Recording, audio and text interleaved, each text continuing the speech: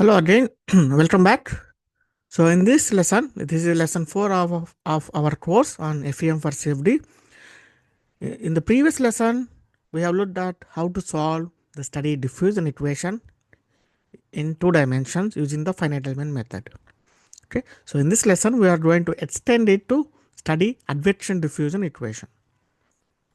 Okay, so there are only some slight modifications that we need to do in terms of the formulation, and we are going to face some issues, and we see how to overcome those issues using a couple of numerical examples.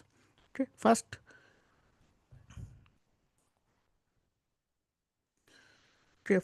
we look at our PDE. Okay, so this is our advection diffusion equation. So this is generic form. So if you notice that we have an extra term which is a dot del multiplied by u. Okay, this is the advection term, and here a is the advection velocity, and a is a vector of size 1 by 2 in 2 dimensions. Okay, and the other terms of this are the same. The second term on the left hand side is the diffusion term, and the F on the right hand side is the body force term. And once we take the derivative of u, we have the del u, which is a vector of size 2 by 1, and a dot del, once we multiply the a vector with the gradient operator, then we get a scalar. A dot del is a scalar which we apply on our variable u.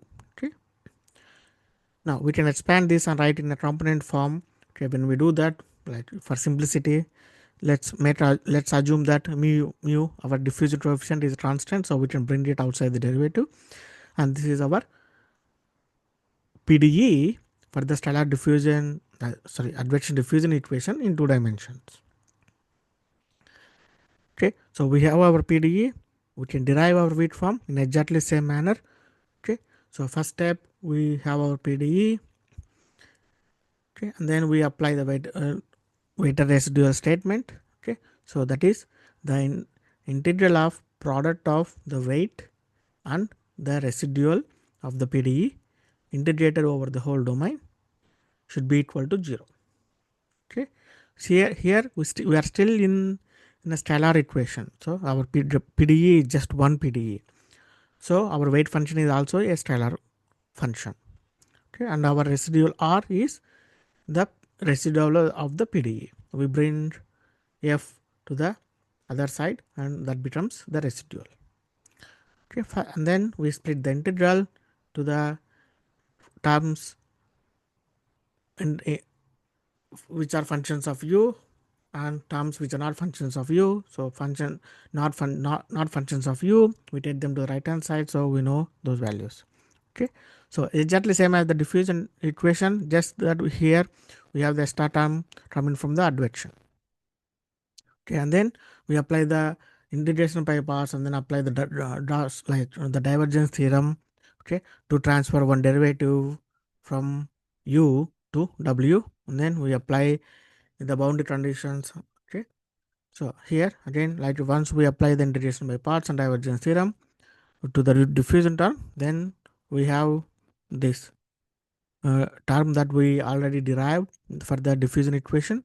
And for the advection equation, we don't make any changes. Since we have only one derivative on u, we keep it, we don't transfer it to w. Okay, so this is our width form, and we can write it in a vector form. Like instead of using dot product, we can use the vector notations. That is, IA is a vector, and we can also represent del u as a vector.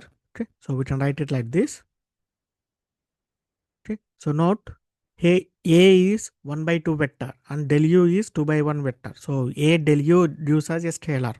Okay, so this, when we write in vector form, the dimensions are essential. Otherwise, you will have lot of issues when you implement them in a computer. And for the diffusion term, we have this del transpose multiplied by del u, which gives again a scalar.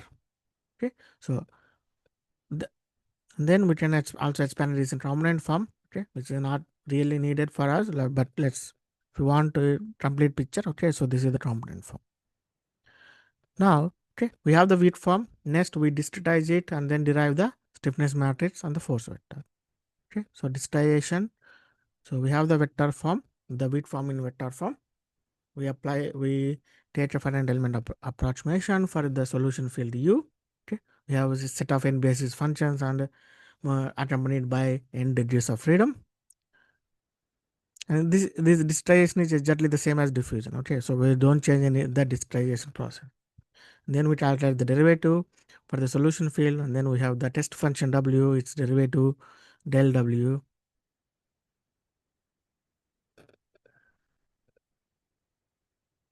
Okay, and in the discretized form, that is once we use this solution U equal to boldface N multiplied by boldface U and up and so on.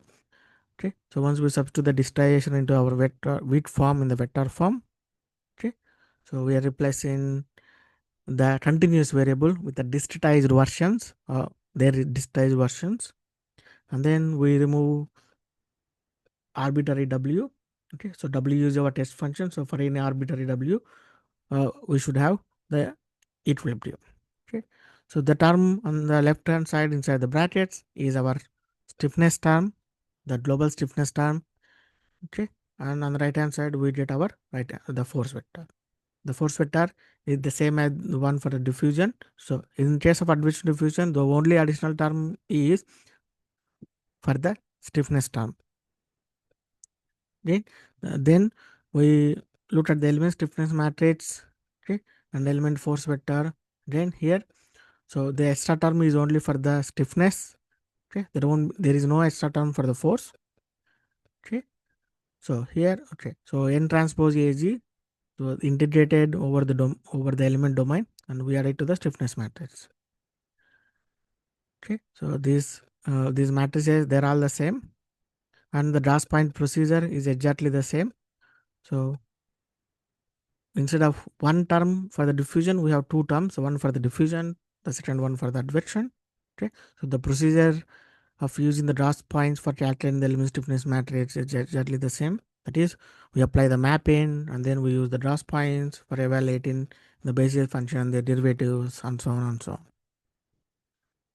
Okay, so that's the derivation of the stiffness matrix. Now we are going to extend our diffusion equation, the code for our diffusion equation we developed in lesson 4 to solve advection-diffusion problems in 2 dimensions. Okay, we use a couple of examples. So this is one of the examples. It's easy to follow. And the second one is a little bit more complicated with the jumps in the solution field. Okay, but this will help us understand what the issues are and how we overcome them.